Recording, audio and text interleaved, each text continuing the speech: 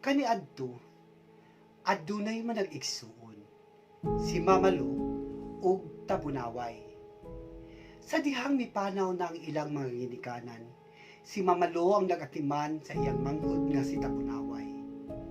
Uban silang nagpuyo nga adunay gugma ug pagtahod sa usag-usa hangtod sa ilang pagdako. Usa ka adlaw, gisultihan sila sa usa ka tigulang kabahin sa usa ka langyaw nga miabot sa ilang banwa. Nangutana si Tabunaway, unsa ang iyang pangalan ug unsa ang iyang katuyuan? Mitubag ang tigulang, mianhi siya kanako aron makipagbayloay. Siya si Sheriff Kabungsuan. Gikan siya sa halayong dapit nga iyang gitawag og Arabia. Namata na si Tabunaway. Wala siya laing katuyuan? Wala na, tubag sa tigulang. Apan, buot niyang mutuo kita sa iyang Diyos. Magitawag niya og Allah sa iyang tinuhuan nga Islam. Dugang pa sa tigulang. Didtong tungora, nangutana ang magulang nga si Mamalo. Ug kung dili kita mutuo sa iyang tinuhuan, mitubag ang tigulang.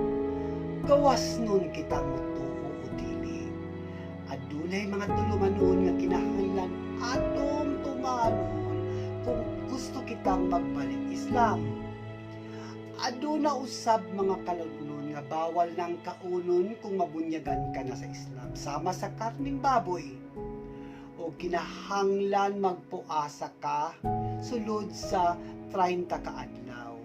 O panahon sa ting puasa ginadili ang pagpanabako. Ang pakighilawas ginadili usab. Ang tanang kasayuran atong mahibaluan sa pag-abot ni Sheriff Kabungsuan. Pangutanan ni Mamalo, o kini mao ang lisulti sa iyong Diyos? Oo, tubag sa tigulang. Kung mao, dili kita mosunod kaniya. Dili natutuuhan ang iyang giingong Diyos. Dili natutugutan ang bisan kinsa nga bag-uhon ang atong pamaagi sa pagkinabuhi. Kung si tulos ang atong Ginoo mao ang magsulti, pues musunod ako. Pero kung sama lamang kanako, dili ako musunod. Dali Tabunaway, biyaan ta kining lugar, mando ni Mamalo. Mitubag si Tabunaway, dili ko buot nga makibulag kanino igsuon ko. Apan, laghangyo ako nga magpabilin ko dili sa dapli sa suba aron ako makatunan ang tanang kahibalo nga mamahimo na akong magkutlog gikan kang Sheriff Kabungsuan. Gihangyo ko ikaw nga kung mapahawa ka niining lugara, ayaw pagpahilayo aron dali lamang kitang magkauban kung gusto ko nato. Ang tanan akong mamahimong abot dinhi akong iambit kanimo. Mitubag si Mamalo, dili nato tugutan nga gubaon sa pagkalahi sa atong tinuhuan ang atong panag-igsuonay. Manag-igsuon kita hangtod sa hangtod. Akong gidawat ang imong sugyon. Busaka ako sa kabukiran ug didto na ako mopuyo apan dili kaayo layo gikan dinhi. Didto mananom ako og humay, mais ug mga lagot mo ug ako usab iambit kanimo. Pinaagi niini dili maputol ang atong pag-inambitay. Dili matupngan ang imong pagkamaayo isip usa ka magulang, ingon ni Tabunaway.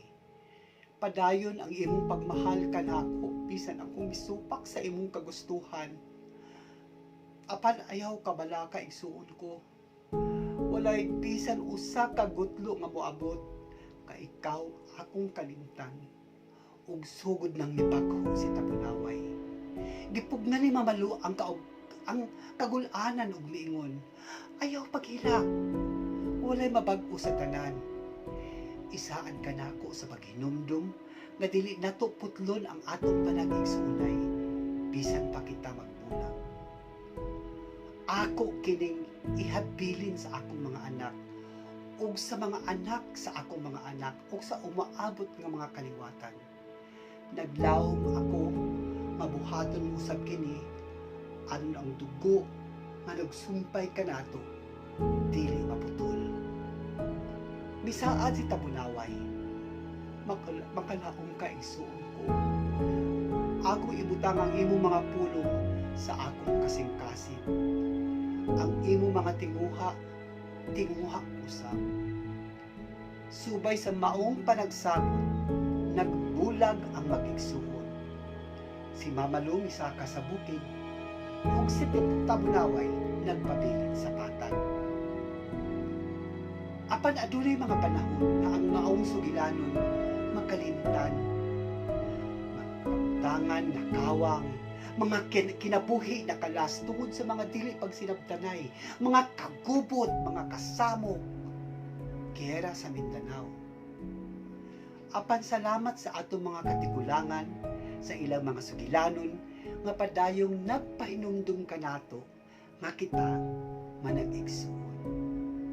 Kanunay natong dumdumon, kitang tanan, mga sumusunod sa mag-igsuong Mama Lu o Tabunaway. Yoy,